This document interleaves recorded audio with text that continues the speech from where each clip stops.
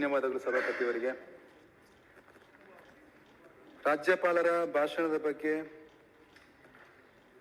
ಮಾತಾಡ್ಲಿಕ್ಕೆ ನಿಂತಿದ್ದೀನಿ ನಾನು. ಇಡೀ ರಾಜ್ಯ ನಮಗೊಂದು ಕಪ್ಪು ಚುಕ್ಕಿಯನ್ನು ಕೊಟ್ಟಿದೆ.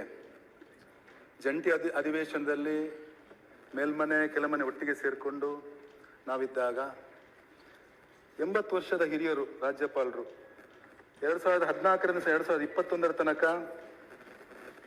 ಸೋಷಿಯಲ್ ಜಸ್ಟಿಸ್ ಅಂಡ್ ಎಂಪವರ್ಮೆಂಟ್, ಸಾಮಾಜಿಕ ನ್ಯಾಯ ಮತ್ತು ಸಬಲೀಕರಣ ಖಾತೆಯನ್ನ ಅಲಂಕರಿಸಿ 3 ಬಾರಿ ಶಾಸಕರಾಗಿ, 4 ಬಾರಿ ಲೋಕಸಭಾ ಸದಸ್ಯರಾಗಿ, 2 ಬಾರಿ ರಾಜ್ಯಸಭೆಗೆ ಆಯ್ಕೆಯಾಗಿದ್ದು, ಕೇಂದ್ರ ಸಚಿವರಾಗಿದ್ದಾಗ ಅವರು ಜಾರಿಗೆ ತಂದ ಕೆಲವು ಯೋಜನೆ, ದಿವ್ಯಾಂಗರ ಹಕ್ಕನ್ನು ರಕ್ಷಣೆ ಮಾಡುವ ಮುಖಾಂತರ ವಿಕಲಚೇತನರಿಗೆ ಸರ್ಕಾರಿ ಉದ್ಯೋಗ ಮತ್ತು ಶಿಕ್ಷಣದಲ್ಲಿ ಮೀಸಲಾತಿಯನ್ನು ಕೊಟ್ಟವರು. ಇವರ ಇಲಾಖೆ ಅಡಿಯಲ್ಲಿ ದಿವ್ಯಾಂಗರಿಗೆ ಸಹಾಯಕ ಉಪಕರಣಗಳನ್ನು ವಿತರಿಸುವ ಬೃಹತ್ ಶಿಬಿರವನ್ನು ನಡೆಸಿದ ಕಾರಣಕ್ಕೋಸ್ಕರ 8 ಬಾರಿ ಗಿನ್ನಿಸ್ ವರ್ಲ್ಡ್ ರೆಕಾರ್ಡ್ ಅನ್ನ ಅವರಿಗೆ ಕೊಟ್ಟಿತ್ತು. ಅದರ ಜೊತೆಗೆ ತೃತೀಯ ಲಿಂಗಿಗಳಿಗೆ ಅವರ ರಕ್ಷಣೆಯನ್ನ ಕೊಡುವಂತ ಕೆಲಸವನ್ನ 2019 ಅವರು ಜಾರಿ ತಂದಿದ್ರು. ಮಾದಕ ದ್ರವ್ಯ ವಿರೋಧಿ ಅಭಿಯಾನ, ನಶಾ ಮುಕ್ತ ಭಾರತ ತಂದವರು ಕೂಡ ಅವರೇ. ನಾನನ್ನುವುದು ಅವರಿಗೆ ಧಿಕ್ಕಾರವನ್ನ ಕೂಗಿದ್ದು ನನಗೆ ತುಂಬಾ ನೋವನ್ನು ಉಂಟು ಮಾಡಿದೆ. ನಾನನ್ನುವುದು ನಾವು ಮೇಲ್ಮನೆಯವರು, ನಾವೆಲ್ಲರೂ ಬುದ್ಧಿವಂತರು. ಅಲ್ಲಿಗೆ ಹೋದಾಗ ಕೆಲ ಮನೆಯವರು ಬೇರೆ, ನಾವು ಬೇರೆ. ಇಲ್ಲಿ ಯಾರಾದ್ರೂ ನಾವಿಲ್ಲಿ ಎಷ್ಟು ಗಲಾಟೆ ಮಾಡಿದ್ರು ಕೂಡ ನಾವೆಲ್ಲರೂ ಒಂದೇ ಕುಟುಂಬದವರು. ನಾವು ಒಂದು ಬಟ್ಟೆಗೊಂದು ಸಣ್ಣ ಕಪ್ಪು ಚುಕ್ಕೆ ಬಂದ್ರು ಕೂಡ ನಮ್ಗೆಲ್ರಿಗೆ ಬಂದಾಗ ಆ ಕಾರಣಕ್ಕೋಸ್ಕರ ಹಿರಿಯ ಶಾಸಕರ ಧಿಕ್ಕಾರ ಕೂಗಿದಕ್ಕೆ ನೋವಾಯ್ತು. ಅದರ ನಂತರ ಕಿರಿಯರು ಕೂಡ ಕಾಮನ್ ಸೆನ್ಸ್ ಉಂಟಾ ರಾಜ್ಯಪಾಲರಿಗೆ ಅಂತ ಕೇಳಿದ್ರು. ಅದಕ್ಕೋಸ್ಕರ ನಾವು ಇವತ್ತಿನ ಒಂದು ನಾವು ನಮ್ಮಲ್ಲಿ ಸಂಕಲ್ಪ ಮಾಡಬೇಕು, ಈ ರೀತಿಯ ಕಪ್ಪು ಚುಕ್ಕೆ ಆಗುವಂಥದ್ದು ನಾವು ಮಾಡಬಾರ್ದು. ಅದರ ನಂತರ ಅವರ ಭಾಷಣದಲ್ಲಿ ರಾಜ್ಯಪಾಲರ ಫಸಲ್ ಬಿಮಾ ಯೋಜನೆಗೆ ರಾಜ್ಯಕ್ಕೆ 2ನೇ ಸ್ಥಾನ ಅಂತ ಹೇಳಿದ್ರು. ನಾನು ದಕ್ಷಿಣ ಕನ್ನಡ ಉಡುಪಿ ಜಿಲ್ಲೆಯನ್ನು ಪ್ರತಿನಿಧಿಸುವವ. ನಾನು ಸುಮಾರು 378 ಪಂಚಾಯತ್ ನಂಗೆ, ಅದರಲ್ಲಿ ಸುಮಾರು 93 ಪಂಚಾಯತ್ಗೆ ನಾನು 3 ಗಂಟೆ ಕೂತ್ಕೊಂಡು ಕೇಂದ್ರ ಮತ್ತೆ ರಾಜ್ಯದ ಎಲ್ಲ ಅಭಿವೃದ್ಧಿ ವಿಚಾರವನ್ನು ಅಲ್ಲಿ ಚರ್ಚೆ ಮಾಡಿ ಬಂದವ. ಸುಮಾರು ದಕ್ಷಿಣ ಕನ್ನಡ ಜಿಲ್ಲೆಗೆ 46 ಕೋಟಿ ತನಕ ಇನ್ನೂ ಕೂಡ ಫಸಲ್ ಬಿಮಾ ಯೋಜನೆಯಿಂದ ಅದು ವಿಮೆ ಸಿಗ್ಲಿಕ್ಕೆ ಉಂಟು. ಈ ಬಾರಿ ಯಾವತ್ತಿನ ವರ್ಷದ ತರ ಅಲ್ಲ. ನಮಗೆ ದಕ್ಷಿಣ ಕನ್ನಡ ಕರಾವಳಿ ಭಾಗದಲ್ಲಿ ಅತಿವೃಷ್ಟಿ ಆಗಿದೆ. ಸಿಕ್ಕಾಪಟ್ಟೆ ಹೆವಿ ರೈನ್ ಇರುವ ಕಾರಣಕ್ಕೋಸ್ಕರ ಕೊಳೆ ರೋಗ, ಎಲೆಚುಕ್ಕಿ ರೋಗ, ಹಳದಿ ರೋಗದ ಕಾರಣಕ್ಕೋಸ್ಕರ ರೈತ ಕಂಗಾಲಾಗಿ ಹೋಗಿದ್ದಾನೆ. ಇನ್ನೇನು ಸ್ವಲ್ಪ ಭರವಸೆ ಇತ್ತು, ವಿಮೆ ಸರಿಯಾದ ಸಂದರ್ಭದಲ್ಲಿ ಬರಬಹುದು.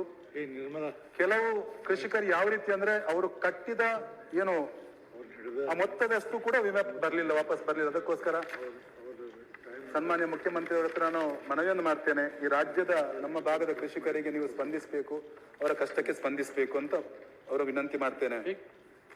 ಇನ್ನೊಂದು ಕಡೆ ಮಹಾತ್ಮ ಗಾಂಧಿ ನರೇಗಾ ಮತ್ತು ವಿಬಿಜಿ ರಾಮ್ಜಿ, ನಾವು ಕಾಲಕ್ಕೆ ಆಯಾ ಸಂದರ್ಭಕ್ಕೆ ಹೆಸರನ್ನ ಬದಲಾವಣೆ ಮಾಡ್ತಾ ಬಂದಿದ್ದೇವೆ, ಹಿಂದಿನ ಸರ್ಕಾರ ಕೂಡ.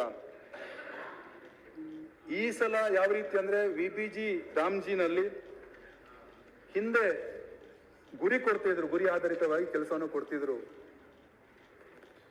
ಬಿಬಿಜಿ ರಾಮ್ಜಿನಲ್ಲಿ ಬೇಡಿಕೆ ಆಧಾರಿತದಲ್ಲಿ ಕೆಲಸ ಮಾಡ್ಲಿಕ್ಕೆ ಇರುವಂತದ್ದು, ಅಂದ್ರೆ ಯಾವ ಬೇಡಿಕೆ ಉಂಟು ಅದಕ್ಕೆ ಮಾತ್ರ ಕೆಲಸ ಮಾಡ್ಲಿಕ್ಕೆ ಇರುವಂತದ್ದು.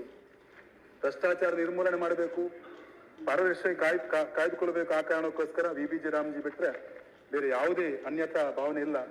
ಗಾಂಧೀಜಿ ಅವರಿಗೆ ಅತ್ಯಂತ ಹೆಚ್ಚು ಗೌರವ ಕೊಟ್ಟವರು ನರೇಂದ್ರ ಮೋದಿಜಿಯವರು. ನಮ್ಗೆಲ್ರಿಗೂ ಗೊತ್ತುಂಟು, ಯಾಕಂದ್ರೆ 2014ರಲ್ಲಿ ಸುಮಾರು 12 ಕೋಟಿ ಶೌಚ ನಿರ್ಮಾಣ ಮಾಡುವ ಮುಖಾಂತರ ತಾಯಂದಿರಿಗೆ, ಹೆಣ್ಮಕ್ಳಿಗೆ ಗೌರವ ಸಿಗುವಾಗ ಮಾಡಿದ್ರು. ಗಾಂಧೀಜಿಯವರ ಏನು ಸ್ವಚ್ಛ ಭಾರತ ಕನಸನ್ನ ನನಸು ಮಾಡಿದವರೇ ನರೇಂದ್ರ ಮೋದಿಜಿ. ನಮ್ಗೆಲ್ರಿಗೂ ಗೊತ್ತುಂಟು. ಈಗ ಒಂದು ಸಣ್ಣ ಮಗು, ಸ್ಕೂಲಿಗೆ ಹೋಗೋ ಮಗು ಐಸ್ ಕ್ರೀಮ್ ತಿಂದ್ರು ಕೂಡ ಆ ರ್ಯಾಪರ್ ಅನ್ನು ಕೊಂಡು ಕಸದ ಬುಟ್ಟಿಗೆ ಹಾಕ್ತದೆ. ನಾವು ಕೂಡ ಯಾವ ರೀತಿ ಇದ್ದೇವೆ ಅಂದ್ರೆ ಒಂದು ಅವೇರ್ನೆಸ್ ಹುಟ್ಟಿಸಿದ್ದಾರೆ. ಆ ಕಾರಣಕ್ಕೆ ಮೋದಿಜಿ ಅವರಿಗೆ ನಾವು ಅಭಿನಂದನೆ ಸಲ್ಲಿಸಬೇಕು. ಯಾವುದೇ ಕಾರಣಕ್ಕೂ ಗಾಂಧೀಜಿ ಅವರಿಗೆ ಇದು ಅವಮಾನ ಮಾಡುವ ವಿಚಾರ ಇಲ್ಲ. ಇಲ್ಲಿ ಒಂದು ಪಾರದರ್ಶಕ ಕಾಯ್ಬೇಕು. ಅದರ ಜೊತೆಗೆ ನಾನನ್ನೋದು, ನಾವು ನರೇಗಾದಲ್ಲಿ ಬೇರೆ ಬೇರೆ ಲೂಪ್ ಹೋಲ್ಸ್ ಇತ್ತು. ಅದಕ್ಕೆ ನಾನು ಅಂಕಿಅಂಶವನ್ನು ತೆಗೆದಾಗ ಸುಮಾರು ರೀತಿಯ ಭ್ರಷ್ಟಾಚಾರ ಆಗಿದೆ. ಆ ಭ್ರಷ್ಟಾಚಾರವನ್ನು ನಾವು ನೋಡಿದಾಗ ಇಡೀ ನಾನು Mahatma Gandhi national rural employment guarantee act ಅದರಲ್ಲಿ 327 ಕೋಟಿ ತನಕ ಅಕ್ರಮ ನಡೆದಿದೆ. ಅಲ್ಲಿ ಸಿಕ್ಕಿದಂತ ಏನು ಆ ಪೋರ್ಟಲ್ ಸಿಕ್ಕಿದೆ ನಂಗೆ. ಅದರಲ್ಲಿ ಸುಮಾರು 1,34,000 ಕೇಸಲ್ಲಿ ಇದಾಗಿದೆ ಭ್ರಷ್ಟಾಚಾರದ್ದು. ಇದನ್ನು ತಡೆ ಕಟ್ಟೋ ಕಾರಣಕ್ಕೋಸ್ಕರ ಈ ರೀತಿ ಒಂದು ಕಾಯ್ದೆಯನ್ನು ತಂದಿದ್ದಾರೆ. ಈಗಾಗಲೇ ಹಿರಿಯರಂದ್ರು ನಮ್ಮ ಶಾಸಕರು. 1983ರಲ್ಲಿ ಗ್ರಾಮೀಣ ಭೂರಹಿತ ಉದ್ಯೋಗ ಇತ್ತು. 1985ರಲ್ಲಿ ಗ್ರಾಮೀಣ ಉದ್ಯೋಗ ಖಾತ್ರಿ ಇತ್ತು. 1989ರಲ್ಲಿ ಜವಾಹರ್ ರೋಜ್ಗಾರ್ ಯೋಜನೆ ಇತ್ತು. 1993ರಲ್ಲಿ ಉದ್ಯೋಗ ಭರವಸೆ ಯೋಜನೆ ಇತ್ತು. 1999ರಲ್ಲಿ ಜವಾಹರ್ ಗ್ರಾಮ ಸಮೃದ್ಧಿ ಯೋಜನೆ ಇತ್ತು. 2001ರಲ್ಲಿ ಸಂಪೂರ್ಣ ಗ್ರಾಮೀಣ ರೋಜ್ಗಾರ್ ಯೋಜನೆ ಇತ್ತು. 2004ರಲ್ಲಿ ಕೂಲಿಗಾಯ ಕಾಲು ಇತ್ತು. 2006ರಲ್ಲಿ ಉದ್ಯೋಗ ಖಾತ್ರಿ ಯೋಜನೆ ಇತ್ತು. 2009ಕ್ಕೆ ಮಹಾತ್ಮ ಗಾಂಧಿ ನರೇಗಾ ಬಂತು. ನಾನು ಅನ್ನೋದು ಮಹಾತ್ಮ ಗಾಂಧೀಜಿಯವರು ರಾಮರಾಜ್ಯದ ಕನಸನ್ನು ಕಂಡವರು. ಎಲ್ಲರ ಹತ್ರ ನಾನು ಪ್ರಾರ್ಥನೆ ಮಾಡುದು ಅಂತಂದ್ರೆ ರಾಮರಾಜ್ಯ ಅಂದ ತಕ್ಷಣ ಒಬ್ಬ ತಾಗಂಟೆ 1 ಗಂಟೆ ಅಂತದೇ ರಾಮರಾಜ್ಯದ ಕನಸು. ಅದ್ರ ಜೊತೆಗೆ ಪ್ರತಿಯೊಬ್ಬರು ಕೂಡ ಸಮಾನತೆಯಿಂದ ಬದುಕುವಂಥದ್ದು. ಇಲ್ಲೊಬ್ರು ಅಂದ್ರು, ನನ್ನ ಹಿರಿಯ ಶಾಸಕರಂದ್ರು, ಅವರಂದ್ರು ಸನಾತನಿಗಳು ಸನಾತನಿಗಳು ಸನಾತನ. ನಾವೆಲ್ಲರೂ ಸನಾತನಿಗಳೇ. ಸನಾತನ ಅಂದ್ರೆ ಅದಕ್ಕೆ ಆದಿಯೂ ಇಲ್ಲ ಅಂತ್ಯವೂ ಇಲ್ಲ. ವಿವಿಧತೆಯಲ್ಲಿ ಏಕತೆ. ನಾವೆಲ್ಲರೂ ಒಟ್ಟಿಗೆ ಒಗ್ಗಟ್ಟಾಗಿ ಬದುಕುವಂಥದ್ದು. ವಸುದೈವ ಕುಟುಂಬಕಂ, ಇದು ವಿಶ್ವವೇ ನಮ್ಮ ಕುಟುಂಬ ಅಂತ ಹೇಳಿಕೊಂಡು ಬಂದದ್ದು ಸನಾತನ ಧರ್ಮ. ಆ ಕಾರಣಕ್ಕೆ ಆ ಶಬ್ದ ಕೂಡ ತಪ್ಪು. ಅದರ ಜೊತೆಗೆ ಆಗಾಗ ಸಂಘ, ರಾಷ್ಟ್ರೀಯ ಸ್ವಯಂ ಸೇವಕ ಸಂಘದ ಹೆಸರನ್ನು ಎಲ್ಲರೂ ತೆಗಿತೀರಿ ನೀವು. ರಾಷ್ಟ್ರೀಯ ಸ್ವಯಂ ಸೇವಕ ಸಂಘ 1925ರಲ್ಲಿ ಪ್ರಾರಂಭ ಆಯಿತು. ಡಾಕ್ಟರ್ ಕೇಶವ ಬಲೇರಾಮ್ ಹೆಡಗೇವಾರ್ ಅವರು ಮೋಹಿತವಾಡದಲ್ಲಿ ಪ್ರಾರಂಭ, 4 ಜನರಿಗೆ ಪ್ರಾರಂಭ ಆದ ಸಂಘಟನೆ ಅದು. ಇವತ್ತು ವಿಶ್ವದ ಅತ್ಯಂತ ದೊಡ್ಡ ಸ್ವಯಂ ಸೇವಾ ಸಂಘಟನೆ. ಶತಾಬ್ದಿ ಕಾರಣಕ್ಕೋಸ್ಕರ ಎಲ್ಲ ಸ್ವಯಂ ಸೇವಕರು ಪಂಚ ಪರಿವರ್ತನೆಯಲ್ಲಿ ಕೆಲಸಕ್ಕೆ ಇಳಿದಿದ್ದಾರೆ. ಯಾವುದು ಪಂಚ ಪರಿವರ್ತನೆ? ಕುಟುಂಬ ಪ್ರಬೋಧನ. ಕುಟುಂಬದಲ್ಲಿ ನಾವು ಎಲ್ಲರೂ ಒಗ್ಗಟ್ಟಾಗಿ ಬದುಕುವಂಥದ್ದು, ಒಟ್ಟಿಗೆ ಭಜನೆ ಮಾಡುವಂಥದ್ದು, ಭೋಜನ ಮಾಡುವಂಥದ್ದು, ಭ್ರಮಣ ಮಾಡುವಂಥದ್ದು. ಆ ರೀತಿಯಾಗಿ ನಾನು ಅನ್ನುವಂಥದ್ದನ್ನು ತೆಗೆದು ನಾವು ಒಂದು ರೀತಿಯಲ್ಲಿ ಬದುಕುವಂಥದ್ದು. ಅದು ಖಾಲಿ ಕುಟುಂಬಕ್ಕೆ ಮಾತ್ರ ಸೀಮಿತ ಅಲ್ಲ, ಇಲ್ಲಿ ಕೂಡ ಸೀಮಿತ ಅಂತ ನನ್ನ ಮನಸ್ಸಲ್ಲಿ ಬರುವಂಥದ್ದು. ನಾಗರಿಕ ಶಿಷ್ಟಾಚಾರ ಅಂದ ತಕ್ಷಣ ನಾನು ಇವತ್ತು ಮನೆಯಿಂದ ಹೊರಟು ಸಂಜೆ ವಾಪಸ್ ಮನೆಗೆ ಬರೋ ತನಕ ಯಾರಿಗೂ ಗಲಾಟೆ ಮಾಡುವುದಿಲ್ಲ. ನಾನು ದಾರಿಯಲ್ಲಿ ಟ್ರಾಫಿಕ್ ರೂಲ್ಸ್ ಬ್ರೇಕ್ ಮಾಡುವುದಿಲ್ಲ, ಹೆಲ್ಮೆಟ್ ಇಲ್ಲದೆ ಹೋಗುದಿಲ್ಲ, ಸೀಟ್ ಬೆಲ್ಟ್ ಹಾಕದೆ ಹೋಗುದಿಲ್ಲ. ಇದನ್ನ ಎಲ್ಲ ಸ್ವಯಂ ಸೇವಕರು ಸಮಾಜದಲ್ಲಿ ಬಿತ್ತರಿಸಿದ್ದಾರೆ. ಅದರ ಜೊತೆಗೆ ಸಾಮಾಜಿಕ ಸಾಮರಸ್ಯ. ನಾವು ವಿವಿಧತೆಯಲ್ಲಿ ಏಕತೆ. ನಾನಂದೆ ಎಲ್ಲ ಜನ ಉಪೇಕ್ಷಿತ ಬಂದ ಅಂತೀವಿ ನಾವು. ಅದರಲ್ಲಿ ಹರಿಜನ ಅಂತ ಅನ್ನೋದಿಲ್ಲ, ದಲಿತರಂತ ಅನ್ನೋದಿಲ್ಲ. ಅವರನ್ನು ಕೂಡ ಮುಖ್ಯ ವಾಹಿನಿಗೆ ತರುವ ಕೆಲಸವನ್ನು ರಾಷ್ಟ್ರೀಯ ಸ್ವಯಂ ಸೇವಕ ಸಂಘ ಮಾಡ್ತಾ ಉಂಟು. ಅದರ ಜೊತೆಗೆ ಸ್ವದೇಶಿ ಭಾವವನ್ನು ಜಾಗೃತ ಮಾಡುವಂಥದ್ದು, ಆತ್ಮನಿರ್ಭರ ಭಾರತ. ಅದರ ಜೊತೆಗೆ ಯಾವ ರೀತಿ ಅಂದ್ರೆ ಸ್ವದೇಶಿ ವಸ್ತುವನ್ನು ಉಪಯೋಗ ಮಾಡುವಂಥದ್ದು, ಸ್ವದೇಶಿ, ಸ್ವಭೂಷ. ಅದರ ಜೊತೆಗೆ ಇನ್ನೊಂದಿರುವಂಥದ್ದು ಈ ರಾಷ್ಟ್ರದ ದೇಶ ಪ್ರೇಮ. ಆ ಕಾರಣಕ್ಕೆ ನಾನನ್ನೋದು ಇವತ್ತಿನಿಂದ ಎಲ್ಲರ ಹತ್ರ ಮನವಿ ಮಾಡ್ತೇನೆ, ನಾವೆಲ್ಲರೂ ಒಟ್ಟಾಗಿ ಒಂದಾಗಿರ್ಬೇಕು. ಅದರ ಜೊತೆಗೆ ಶ್ರೀರಾಮನನ್ನ ಗಾಂಧೀಜಿ ಯಾವ ರೀತಿ ಪ್ರೀತಿ ಮಾಡ್ತಿದ್ರಂದ್ರೆ ರಘುಪತಿ ರಾಘವ ರಾಜಾರಾಮ್. ಅದರ ಜೊತೆಗೆ ರಾಮರಾಜ್ಯದ ಕನಸನ್ನು ಕಂಡವರು ಒಬ್ರಂದ್ರು, ನೀವು ರಾಮನ ಹೆಸರು ರಾಜ್ಯಕ್ಕೆ ಮಾಡ್ತಿದ್ರಂದ್ರೆ ಖಂಡಿತ ಅಲ್ಲ. ಶ್ರೀರಾಮಚಂದ್ರ ನಮ್ಮ ಅಸ್ಮಿತೆ, ನಮ್ಮ ಆಸ್ತಿ, ನಮ್ಮ ನಂಬಿಕೆ. ಅದು ಯಾವ ರೀತಿ ಇತ್ತಂದ್ರೆ ಪ್ರಭು ಶ್ರೀರಾಮಚಂದ್ರ ಸೀತಾಮಾತೆಯನ್ನ ಸ್ವಯಂವರ ಮಾಡಿ ಬಂದ ನಂತರ ಇನ್ನೇನು ಪಟ್ಟಾಭಿಷೇಕ ಆಗ್ಬೇಕು. ಆ ಸಂದರ್ಭದಲ್ಲಿ ಗೊತ್ತಾಯ್ತು ಅವರಿಗೆ ಪಟ್ಟಾಭಿಷೇಕ ಎಲ್ಲ ಕಾಡಿಗೆ ಹೋಗ್ಬೇಕಂತ. ಸ್ವಲ್ಪ ಕೂಡ ವಿಚಲಿತ ಆಗ್ಲಿಲ್ಲ ಅವರು. ನಿರ್ಲಿಪ್ತ ಭಾವದಿಂದ ಯಾವ ರೀತಿ ಅವರು ಪಟ್ಟಾಭಿಷೇಕಕ್ಕೆ ಬರ್ತಾರ ಅದೇ ರೀತಿ ಕಾಡಿಗೆ ಹೋಗ್ತಾರೆ. ಇದೇ ರೀತಿಯಲ್ಲಿ ನಾವು ರಾಜಕೀಯ ಮಾಡುವಂತವರು. ರಾಮ ನಮಗೆ ಆದರ್ಶ. ಅದರ ಜೊತೆಗೆ ಇನ್ನೊಂದು ಪರಿಸರ ಪ್ರೇಮ, ಪಕ್ಷಿಗಳ ಪ್ರಾಣಿಗಳ ಪ್ರೇಮ. ಜಟಾಯು ಸೀತಾಮಾತೆಯನ್ನು ಅಪಹರಣ ಮಾಡಿದಾಗ ರಾವಣ ಜಟಾಯು ಕತ್ತರಿಸ್ತಾನೆ. ಶ್ರೀರಾಮಚಂದ್ರ ಬಂದಾಗ ಪಿತೃ ಮೇಧವನ್ನ ಮಾಡುವ ಮುಖಾಂತರ, ಯಾಗವನ್ನು ಮಾಡುವ ಮುಖಾಂತರ ತಂದೆ ಸ್ಥಾನದಲ್ಲಿ ನಿಂತ್ಕೊಂಡು ಆ ಜಟಾಯುಗೆ ಮೋಕ್ಷವನ್ನು ಕೊಡ್ತಾರೆ. ಆ ಮೂಲಕ ಶ್ರೀರಾಮಚಂದ್ರ ಅಂದ ತಕ್ಷಣ ಪ್ರಕೃತಿ ಪ್ರೇಮ.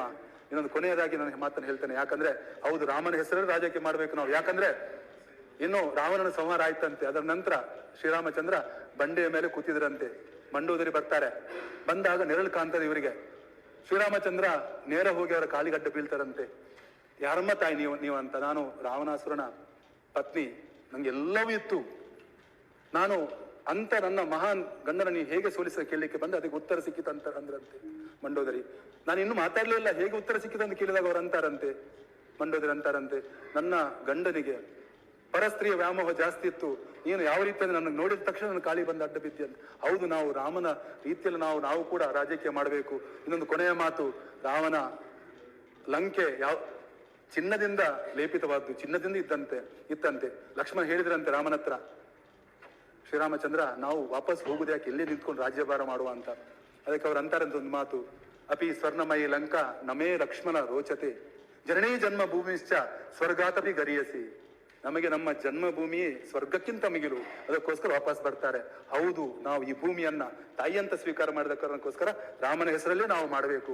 ಗಾಂಧೀಜಿಯವರ ಆತ್ಮ ಕೂಡ ಶಾಂತಿ ಸಿಗ್ತದೆ. ಅದಕ್ಕೋಸ್ಕರ BBG ರಾಮ್ಜಿ ನಾವೆಲ್ಲರೂ ಅದನ್ನ ಅಭಿನಂದಿಸುವ ಜೊತೆಗೆ ಗ್ರಾಮದ ಉದ್ಧಾರ ಆಗ್ಲಿ.